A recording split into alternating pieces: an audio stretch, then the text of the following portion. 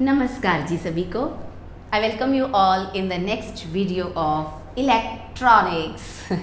तो ELECTRONICS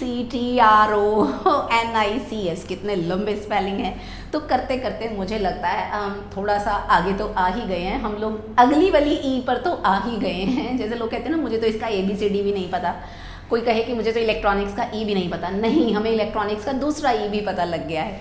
So we are in the phase where we are discussing about transistors.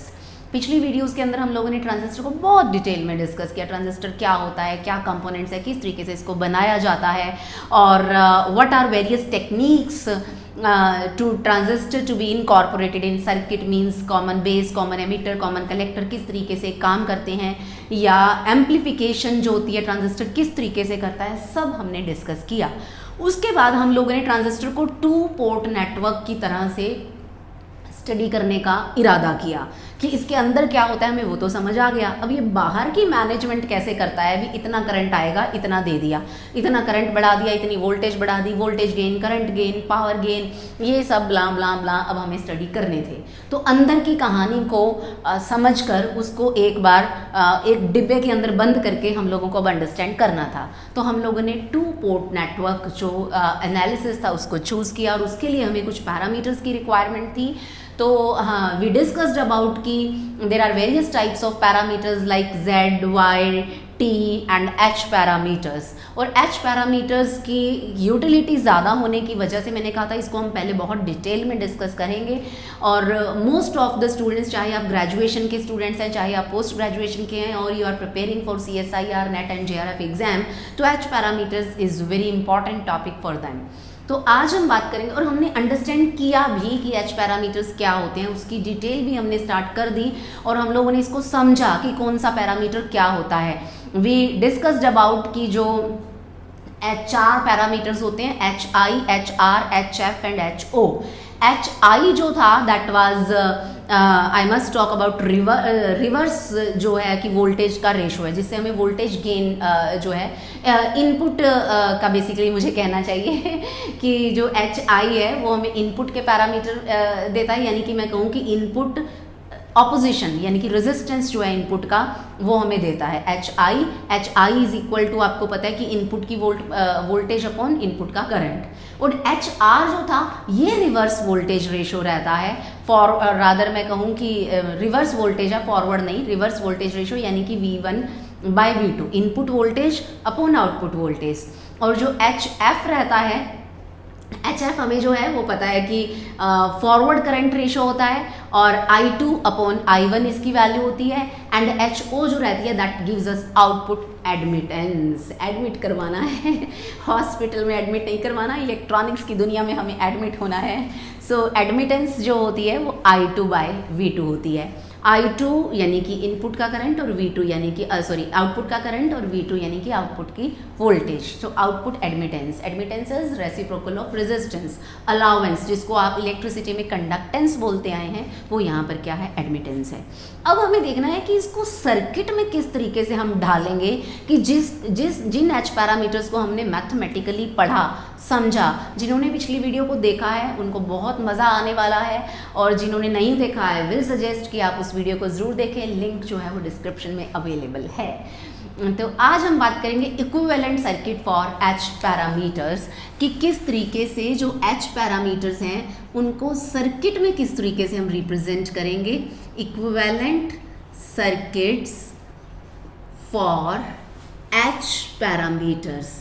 अब equivalent circuits मतलब हमें ये पता है मैथमेटिकली कैसे रिप्रेजेंट करना है, वो हम लोगों ने डिस्कस कर लिया है। अब हम बात करेंगे कि हमें सर्किट में इसको किस तरीके से शो करना है। So equivalent circuit for transistor can be drawn by using following equations for H parameter. वो फॉलोइंग कौन सी होंगी, वही जो हमने वहाँ पर डिराइव की थी, यानी कि V1, हमें ट्रांजिस्टर की इक्वेशंस पता है, V1 is equal to HI/I1 plus HR/V2, ये हमारी फर्स्ट इक्वेशन होती है। सेकंड इक्वेशन में हमें लेना होता है I1 है, सॉरी, ये दिस इज I1, और सेकेंड इक्वेशन में हमें लेना होता है I2, क्योंकि हमें पता है V1 और I2 डिपेंडेंट पैरामीटर्स थे और I1 और V2 इंडिपेंडेंट पैरामीटर्स थे। तो यहाँ पर HF I1 plus HO V2, ये दो इक्वेशंस हमने पिछली वीडियो के अंदर डिराइव की थी। सो इक्वेशन 1 जो है, अब हमें इन दोनों को यहाँ पर रिप्रेजेंट करना है सर्किट के फॉर्म में। तो आप लोग ध्यान से पहले इक्वेशन 1 की तरफ देखिए। जो इक्वेशन 1 है, this equation is sum of two terms HI I1 plus HR V2, और ये लेफ्ट हैंड साइड पे क्या है, यहाँ पर वोल्टेज है। इसका मतलब राइट हैंड साइड पर भी ये भी वोल्टेज होनी चाहिए, ये भी वोल्टेज होनी चाहिए। आपको मैं याद करवाऊंगी, आप लोगों ने क्लास 11th में प्रिंसिपल ऑफ होमोजेनिटी पढ़ा होगा, पढ़ा तो होगा, याद तो होगा, नाम तो सुना होगा। So principle of homogeneity, homo means guess कीजिए, सिमिलर, सिमिलैरिटी, जेनिटी या जीन्स मीन्स कैरेक्टरिस्टिक्स वहाँ पर किसकी होती थी, यूनिट्स की। अब मैं आपको कहूँ कि आप 5 किलोग्राम में 3 सेकेंड्स ऐड कर दीजिए, हाउ इज़ इट पॉसिबल? आप 5 किलोग्राम में 3 सेकेंड्स कैसे ऐड करेंगे? या मैं कहूँ कि 5 किलोग्राम में 3 किलोमीटर्स ऐड कर दीजिए, दिस इज़ नॉट पॉसिबल। कि अगर क्वांटिटीज ऐड या सब्ट्रैक्ट होंगी तो वो सिमिलर डायमेंशंस, सिमिलर यूनिट्स वाली क्वांटिटीज़ को ही ऐड या सब्ट्रैक्ट करवाया जा सकता है। ये बात प्रिंसिपल ऑफ होमोजेनिटी में हम लोग पढ़ कर आए हैं। अब यहाँ पर अगर ये दो टर्म्स ऐड हो रही हैं तो इसका मतलब इनकी और इसकी आपस में जो डायमेंशंस रहेंगी, जो यूनिट्स रहेंगे, वो सेम होंगे।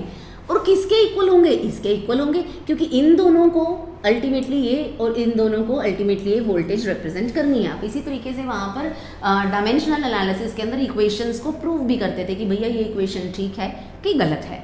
सो basically this equation 1 is the sum of two voltages across impedance HI due to current I1 and voltage HR V2 transferred from output into input। क्योंकि ये वाली वोल्टेज आउटपुट में से इनपुट को आ रही है, और ये वाली जो वोल्टेज है, ये वोल्टेज जो है जो इनपुट इम्पिडेंस है उसके अक्रॉस कितनी वोल्टेज है, और करंट जो है I1 उसके करस्पॉन्डिंग कितनी वोल्टेज है, ये वो है। सो बेसिकली आप कह सकते हैं कि इनपुट और आउटपुट दोनों वोल्टेजेस का जो कॉम्बिनेशन है वो मुझे यहाँ पर मिल रहा है। कहने का मतलब है ये भी एक वोल्टेज है, ये भी एक वोल्टेज, और मुझे वोल्टेज ही मिल रही है।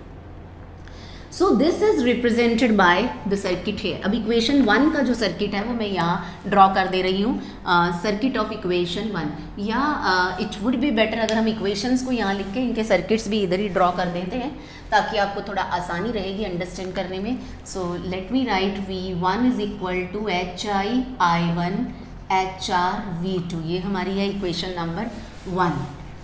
इसका सर्किट हम इसके नीचे इधर ही बना देंगे, और यहाँ हम लिख देते हैं अपनी second equation I2 is equal to HF I1 HO V2 equation number 2। तो टैबुलेटेड फॉर्म में हम कर देते हैं, आपको याद करने में भी आसानी रहेगी। सो ये वाला जो है this one equation number, this is 1 and this is 2। So this equation can be represented HI। आपको याद होगा HI जो होता है this is input impedance. Impedance मतलब रेजिस्टेंस, बेसिकली आप कह सकते हैं कि इफेक्टिव ऑपोजिशन होती है। तो इनपुट इम्पिडेंस अगर है तो input voltage upon input current, यानी कि V1 अपॉन I1 होती है, यानी कि ये बेसिकली रेजिस्टेंस ही है। अगर मुझे इसको सर्किट में दिखाना है तो मुझे रेजिस्टेंस से इसको शो करना पड़ेगा, यानी कि HI जो है इसको मैं डायग्रामेटिकली इस तरीके से रिप्रेजेंट कर सकती हूँ। ये मुझे पता है एक रेजिस्टेंस है। अब बात आई सेकेंड टर्म की HR V2। तो HR V2, HR आपको याद होगा, HR जो होता है it is reverse voltage ratio. Reverse ratio मतलब it is HR is basically HR is V1 by V2। तो ये V1 by V2 into V2 से V2 गया, V1 बचा, इनपुट वोल्टेज, यानी कि वोल्टेज सोर्स है बेसिकली ये। अब मुझे इसको HR V2 को मुझे रिप्रेजेंट करना है, तो एक वोल्टेज सोर्स से मैं इसको रिप्रेजेंट करूंगी, और वोल्टेज सोर्स इस तरीके से रिप्रेजेंट होता है HR V2। अब ये है कि ये भी वोल्टेज है और ये भी वोल्टेज है, इन दोनों को मुझे कुछ इस तरीके से आपस में सीरीज में कनेक्ट करना है। अब ये कि मुझे सीरीज में क्यों कनेक्ट करना है, बिकॉज ये आप कह सकते हैं this is sum of these two voltages. मान लीजिए ये V डैश है, ये V डबल डैश है। अब ये दोनों वोल्टेजेस ऐड होके मुझे V1 दे रही हैं, और वोल्टेज सीरीज में ही ऐड होती है, पैरेलल में तो वोल्टेज सेम रहती है। इसका मतलब एक वोल्टेज इसके अक्रॉस यहाँ पर आएगी, और एक वोल्टेज ये वाली यहाँ पर, ये दोनों ऐड तब होंगी जब मैं सीरीज में लगाऊंगी, बिकॉज कोई भी वोल्टेज अगर V है, V1 प्लस V2 है, या यही हमारी V1 है, सो आप कह सकते हैं V1 I डैश और V1 double dash, V1 dash और V1 double dash, V1 dash ये हो गई, V1 डबल डैश ये वाली वोल्टेज होगी, तो इन दोनों का सम, क्योंकि वोल्टेज सीरीज में ऐड होती है, इस वजह से एक ये वाला कंपोनेंट एक ये वाला कंपोनेंट दोनों को ऐड करवाना है, तो सीरीज में हमने कनेक्ट कर दिया है। अब इसके क्रॉस करंट I1 आ रहा है, तो मैं यहाँ से करंट I1 रिप्रेजेंट कर दूंगी कि ये मेरा करंट है, और ये पूरा सर्किट मुझे दे क्या रहा है, मुझे यहाँ पर V1 दे रहा है, मेरी इनपुट वोल्टेज दे रहा है। So this is representation of equation number 1। आपको ये समझ आ गया होगा, मैं फिर से समझा देती हूँ। V1 वोल्टेज है, इसका मतलब मुझे इनपुट वोल्टेज, तो ये इनपुट सेक्शन से ये वोल्टेज हो गई, और इन दो वोल्टेजेस का सम है, ये वाली वोल्टेज है, इस ये HI I1 को मुझे डायग्रामेटिकली रिप्रेजेंट करना है। पहले मैं HI पैरामीटर देखूंगी। HI मुझे पता है V1 अपॉन I1 होता है। V upon I is basically what it is, resistance. तो रेजिस्टेंस है, HI को मैं सीधा रेजिस्टेंस दिखाऊंगी, I1 इसमें से करंट आ रहा है, तो इसके अक्रॉस वोल्टेज HI I1 हो जाएगी, जो ये वाली है। सेकेंड वन HR, ये मुझे पता है V1 अपॉन V2 होता है, V2 से V2 कट गया तो ये मुझे V1 दे देगा, तो यानी कि HR इंटू V2 मुझे V1 दे रहा है, और ये सीधा सीधा वोल्टेज ही है, इसका मतलब वोल्टेज सोर्स लगाना होगा HR V2, और ये दोनों टर्म्स आपस में ऐड हो रही हैं, इसका मतलब हमें इसको लगाना है सीरीज में, क्योंकि वोल्टेज सीरीज में ऐड होती है।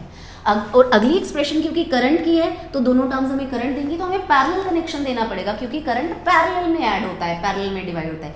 सीरीज में करंट सेम रहता है और पैरेलल में वोल्टेज सेम रहती है, और रिवर्स आई कैन स्पीक कि सीरीज के अंदर वोल्टेज ऐड हो जाती है और पैरेलल के अंदर करंट ऐड हो जाता है। So now you will see that equation 2 is the sum of two currents, HF I1, it is the current through admittance HO, forward current ratio HF I1 is basically you can say that it is current source, HO जो है it is admittance। so आप कहेंगे कि ये वाली जो term है this one, it gives us the current through admittance HO due to voltage V2, and this is HF I1 is the current transferred from input to output, क्योंकि ये input current है I1, यहाँ से output को जा रहा है I2। यहाँ पर ये देखिए ये क्या था, ये आउटपुट वोल्टेज से इनपुट वोल्टेज आ रही थी, यहाँ पर इनपुट करंट से आउटपुट करंट आ रहा है। So basically equation 2 is the sum of two currents, one is HF I1 transferred from input to output, and second one is current from admittance HO due to voltage VO।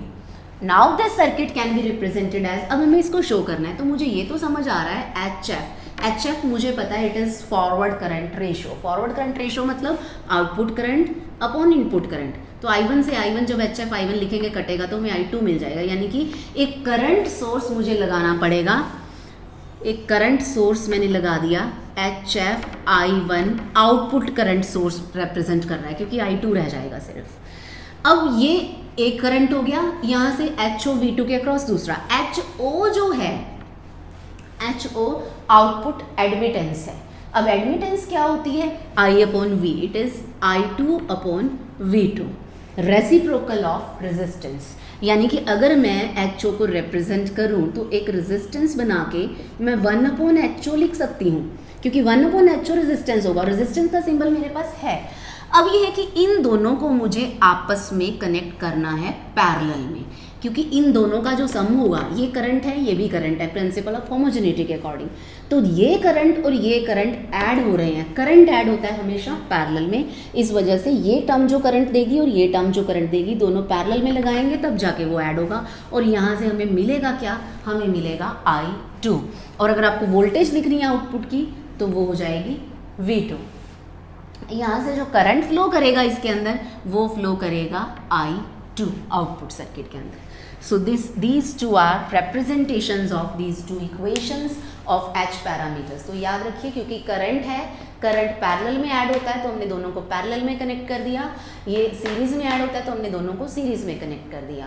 और ये HO admittance है, admittance is reciprocal of resistance, यानी कि मैं इसको 1/HO अगर मैं लिखूंगी तो मेरे पास V2/I2 आ जाएगा, यानी कि रेजिस्टेंस आ जाएगा आउटपुट का। तो रेजिस्टेंस से मैंने डायग्राम को रिप्रेजेंट कर दिया। सो 1/HO और ये यहाँ से जो मैं वोल्टेज जो मिलेगी दैट विल बी V2। तो ये हो गए आप कह सकते हैं कि equivalent circuits for H parameters. अब आप कहेंगे इनको common base, common emitter, common collector, उनमें किस तरीके से रिप्रेजेंट करेंगे? हमें करना क्या है, इन दोनों को आपस में जोड़ना है, that's it. So let us do these for, मैं कहूँ कि हम लोग एच मॉडल फॉर ट्रांजिस्टर की अब हम बात करेंगे। सो उसको करते हैं।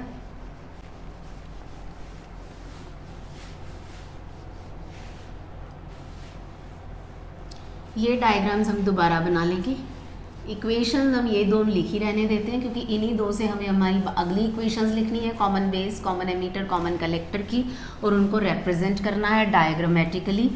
सो first of all I must talk about the circuit scheme, H model and then equations and then their representation. सो पहले हम बात करेंगे कॉमन बेस की, और कॉमन बेस की अगर मैं सर्किट स्कीम शो करूं तो मुझे पता है ये रहता है ट्रांजिस्टर का सिंबल, और ये बेस हमें कॉमन करना है। This is base, this is emitter, so this is collector. और यहाँ से VC जो रहती है वो आउटपुट वोल्टेज हो गई, और यहाँ से VE जो रहती है वो हो गई इनपुट वोल्टेज। और जो करंट है यहाँ से आप if you are considering NPN transistor तो एरो इधर जाएगा, यहाँ से IE करंट आ जाएगा और यहाँ से IC आ जाएगा, लाइक दिस। तो ये यहाँ पर आपके बैटरी के कनेक्शंस हो गए, लाइक दिस। ये हो गई सर्किट स्कीम। अब हमें बनाना है इसका एच मॉडल। एच मॉडल बनाने के लिए हमें इक्वेशंस चाहिए। यहाँ पर V1 यानी कि इनपुट वोल्टेज, इनपुट वोल्टेज कौन सी है, एमीटर वाली, VE आ गई। उसके बाद I1 इनपुट करंट यानी कि IE आ गया, V2 आउटपुट वोल्टेज यानी कि VC। अब क्योंकि कॉमन बेस है तो इनके साथ हम R भी लिख देंगे। तो ये जो इक्वेशन आ गई VE is equal to HIB IE plus HRB VC, ये हो गई कॉमन बेस की इक्वेशन नंबर 1। इसी तरीके से कॉमन बेस की equation number 2 I2 output current IC है इज इक्वल टू HF को तो HF ही रहना है, HI इनपुट करंट हमारा IE है। हमने पहले भी बात करी है, कैपिटल लेटर से हम लोग DC को रिप्रेजेंट करते हैं, स्मॉल लेटर से हम AC रिप्रेजेंट करते हैं। सो डजेंट मैटर कि आप कैपिटल स्मॉल क्या ले रहे हैं, आप यहाँ पर भी इसको स्मॉल लेटर से रिप्रेजेंट कर सकते हैं इफ़ यू आर कन्फ्यूजिंग। तो यहाँ पर HO V2 is output voltage which is VC, और यहाँ पर B stands for common base. तो ये होगी equation number 2 for common base. अब हमें इनको रिप्रेजेंट करना है, पूरा सर्किट बनाना है, इनपुट वाला और आउटपुट वाला, और उनको आपस में कनेक्ट करना है। इनपुट के अंदर अभी हमने थोड़ी देर पहले देखा था, यहाँ पर हम लोग पहले HI को यहाँ लिख देते हैं, HIB कॉमन बेस यहाँ पर लग गया, और उसके साथ ये वाला जो होता है ये हमारा वोल्टेज सोर्स होता है HRB VC, और ये दोनों आपस में सीरीज में कनेक्टेड रहते हैं और हमें वोल्टेज देते हैं कौन सी, VE। तो मैंने इनपुट वाला सर्किट मैंने ड्रॉ कर दिया है, और इसके अंदर जो करंट फ्लो करेगा वो करंट इस डायरेक्शन में मुझे पता है मेरा फ्लो करता है IE, तो HIB IE, ये हो गया हमारा इनपुट सर्किट। अब हमें बात करनी है आउटपुट सर्किट की। इनपुट और आउटपुट आपस में कनेक्ट भी करवाने हैं। हमें पता है ये वाला होता है करंट सोर्स, तो हम लोगों ने यहाँ पर करंट सोर्स लगा दिया बिल्कुल पीछे वाले की तरह, and this one is admittance. हमने पीछे बात करी थी अभी थोड़ी देर पहले ही, यहाँ पर एडमिटेंस 1/HOB, और ये है हमारा आपका सबका प्यारा HFB IE। और यहाँ से हमें जो वोल्टेज मिलेगी आउटपुट में वो हो जाएगी VC, और जो करंट फ्लो करेगा वो करंट हो जाएगा यहाँ से IC plus minus, like this. ये बड़ा बड़ा छोटा हो गया, स्टेयर बन गई है। आप लोगों को सिमिट्री में रखना है, सिमिट्री में रखिए, अदरवाइज कंसेप्ट क्लियर होना चाहिए, चीज़ें ठीक होनी चाहिए। ऊंचे नीचे से कोई, वैसे भी हम लोग ऊंच नीच जात पात इस भावना से बहुत ऊपर उठ चुके हैं। सो ये हो गया हमारा equivalent circuit for common base transistor, या मैं कहूँ कि H model for common base transistor. पहले हमने सर्किट स्कीम दिखाई इसकी, फिर हमने इक्वेशंस लिखी हैं ये दोनों, फिर हमने ये एच पैरामीटर्स जो हैं, या मैं कहूँ कि सर्किट की कब जब भी हमें कॉमन बेस को एच पैरामीटर्स की फॉर्म में हैंडल करना है तो हम ये वाली डायग्राम के साथ उसको हैंडल करेंगे और इसी से हम इसको सर्किट के अंदर रिप्रेजेंट करेंगे। सो नाउ अब बात ये है कि मैं करूँ कि जो ट्रांजिस्टर और ये जो इक्वेशंस हैं ये वाली की हम कहाँ से फाइंड आउट करेंगे, आई सी और V E, these equations can be found from transistor characteristic curves and these are easily connected into जो ये रहते हैं कि एच मॉडल। चलो हम बात करेंगे आगे कि एच मॉडल्स को ही हम लोग प्रेफर क्यों करते हैं। और अब मैं बात करूँ कि कॉमन एमिटर की, कॉमन बेस हो गया, अब हमें बात करनी है कॉमन एमिटर की। So common emitter transistor, common emitter जब हमें लेना है तो पहले मुझे सर्किट स्कीम ड्रॉ करनी होगी। अब सर्किट स्कीम में आपने इसको नोट कर लिया होगा, आई शुड इरेज दिस। अब सर्किट स्कीम में पहले हम लोग दिखाएंगे कि हमारा जो ट्रांजिस्टर था कॉमन एमिटर में किस तरीके का दिखता है। हम लोग इसको थोड़ा घुमा देंगे 90 डिग्री पे, हमारा एमीटर यहाँ आ जाता है। This is emitter, this is base and this is collector. मुझे सिर्फ आपको ये दिखाना है कि इनपुट आउटपुट वोल्टेजेस और करंट्स कौन से हैं। और वही मैं अपने प्यारे वही NPN ट्रांजिस्टर की बात करूँ, NPN ये हो गया, तो इस डायरेक्शन में हमारा आपका सबका प्यारा IE जाएगा और यहाँ से IB आएगा यहाँ पर, और इनपुट करंट IB हो गया, इनपुट वोल्टेज जो हो जाएगी वो भी VB हो जाएगी, क्योंकि बेस के थ्रू हम इनपुट देते हैं और कलेक्टर के अक्रॉस हम वोल्टेज ले रहे हैं, तो आउटपुट वोल्टेज यानी कि V2 VC हो जाएगा, और जो करंट होगा यहाँ पर वो भी क्या हो जाएगा, IC हो जाएगा, आउटपुट करंट IC। तो अब हमें ये इक्वेशन लिखनी है, V1 यानी कि इनपुट वोल्टेज यहाँ पर आ जाएगा VB, और यहाँ पर HIE आ जाएगा कॉमन एमीटर, और इनपुट करंट IB हो जाएगा यहाँ पर, और HRE हो जाएगा, और ये VC रहेगा। So VB is equal to HIE IB plus HRE VC। ये हमारी हो गई फर्स्ट इक्वेशन। अब सेकेंड इक्वेशन में पहले आउटपुट करंट लिखना था, आउटपुट करंट IC ही है, और यहाँ पर ये दोनों तो आपको पहले ही EE कर देने हैं, सेम ही रहेंगे। I1 इनपुट करंट IB है, आउटपुट वोल्टेज हमारी VC है। So IC is equal to HFE IB plus HOE VC। ये हमारी हो गई equations for common emitter configuration. अब हमें यहाँ पर आना है, तो सिर्फ वैल्यूज़ बदलेंगी, HIB की जगह HIE हो जाएगा। इनपुट जो है मैं कहूँ कि input impedance for common emitter transistor HIE, और यहाँ पर HRE हो जाएगा, और VC सेम ही है, और जो करंट है यहाँ पर ये भी क्या हो जाएगा, इस इधर को चला जाएगा IB plus minus, and input voltage is VB। So VB HIE and HRE VC, ये हमारा सर्किट हो गया। उसके बाद यहाँ पर HFB की जगह E आ जाएगा, और इसके साथ करंट IB हो जाएगा, और यहाँ पर HOE हो जाएगा, आउटपुट वोल्टेज हमारी VC ही है।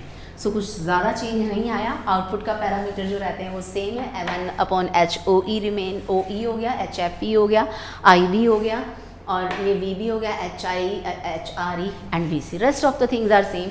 सिर्फ हमें ये पहचानना है कि इनपुट वोल्टेज कौन सी है, इनपुट करंट कौन सा है, आउटपुट वोल्टेज कौन सी है, और आउटपुट करंट कौन सा है। ये हो गई कहानी कॉमन एमिटर की। अब हमें आप लोग नोट कर लीजिए इसको, आपको समझ आ गया होगा। And after that we will talk about common collector configuration. अब कॉमन कलेक्टर में फिर से मैं पहले सर्किट स्कीम जो है वो रिप्रेजेंट करूँगी, और सर्किट स्कीम में फिर से हमें करना क्या है, हमें अपने ट्रांजिस्टर को जस्ट घुमाना ही है। अब हमारा कलेक्टर कॉमन है, अब कलेक्टर कॉमन है तो आप ये कह सकते हैं कि 180 पे रोटेट हो जाएगा, एमीटर यहाँ आ गया।